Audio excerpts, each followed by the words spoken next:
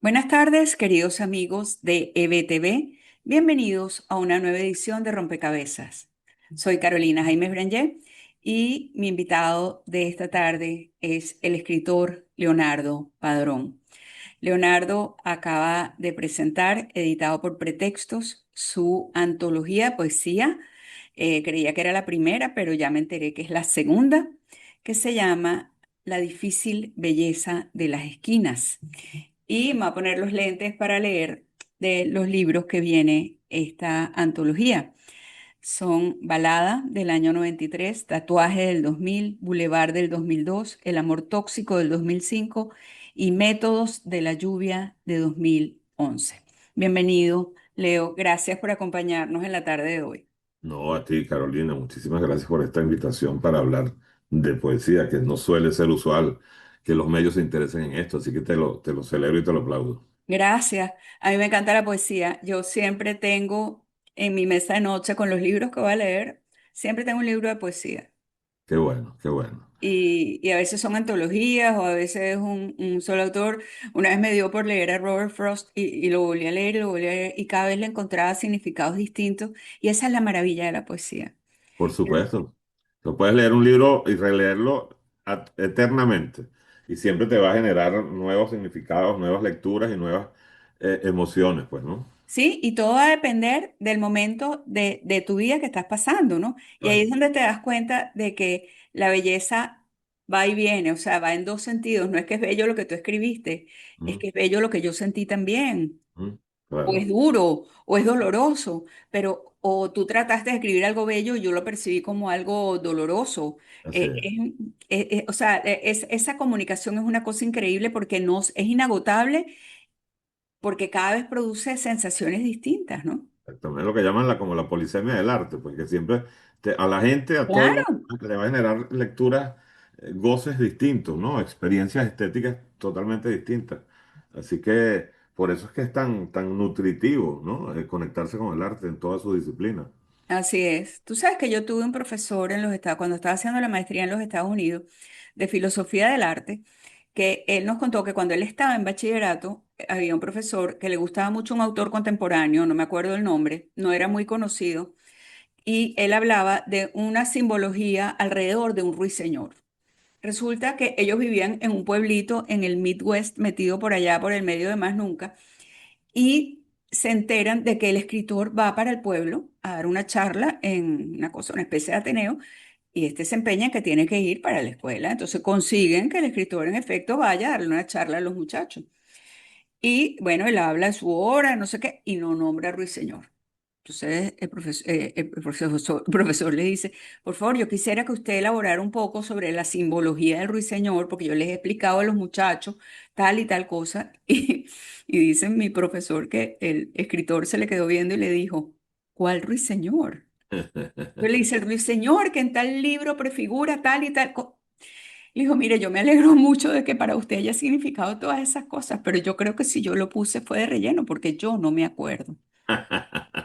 Eso pasa Esto, cada rato. esto es una historia increíble. Sí, sí, sí, sí, qué buena anécdota. Eso pasa cada Sí, rato. claro, porque es como tú ves que el arte va en ambas direcciones. Sí. García Márquez siempre se reía mucho de los críticos de su obra, que, bueno, encontraban, ¿sabes?, mensajes ocultos, simbolismos en ciertas situaciones de sus novelas, y él se reía a carcajadas batiendo, porque decía, bueno, eso es un delirio absoluto del crítico, porque yo no tenía ninguna intención de que eso significara tal cosa, de que fuera una metáfora de algo más allá, sino básicamente y literalmente lo que dice.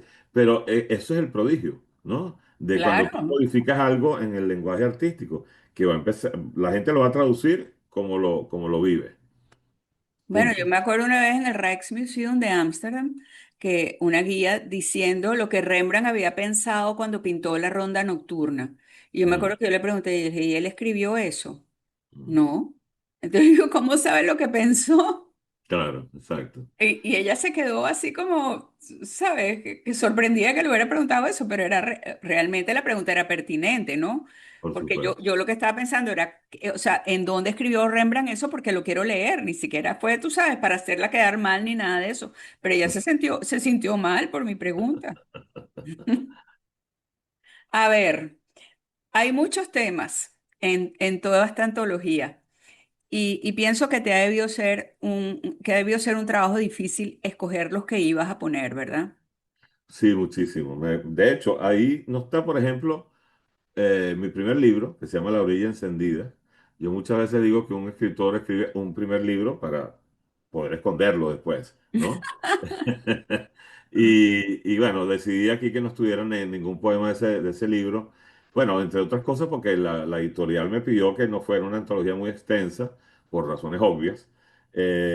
Y entonces, bueno, saqué más de 100 poemas de toda mi obra. Pero están los poemas que yo siento que, digamos, primero, siento que son los más logrados desde mi punto de vista, los que además reflejan mejor mis obsesiones temáticas. Mi poesía siempre ha estado marcada por bueno, por la relación con la ciudad, como Ujú. experiencia estética, con el universo de lo femenino, ¿no? Y sobre todo mis últimos libros ya también entra todo el tema del tiempo, ¿no? Porque en La la medida muerte, la el que muerte, nombras a Salvador Garmendia, ese es impresionante. Voy a ver si lo exacto, consigo aquí para leerlo. Pero hablando sí. de la ciudad, voy a leer uno que me encantó. El hombre se detiene frente a un solar. Antes, en ese sitio, hubo un edificio, un primer piso, una persiana rota, el cordel sucio de una cortina y ese asunto lacónico de las 6 de la tarde que era una silueta acodada en la ventana. Frente a él hay esa hipótesis de ciudad, porque si otros atravesaran la calle con urgencia y vieran de soslayo el lugar, no jurarían nada. ¿Quién sabe? En una ciudad, ¿quién sabe?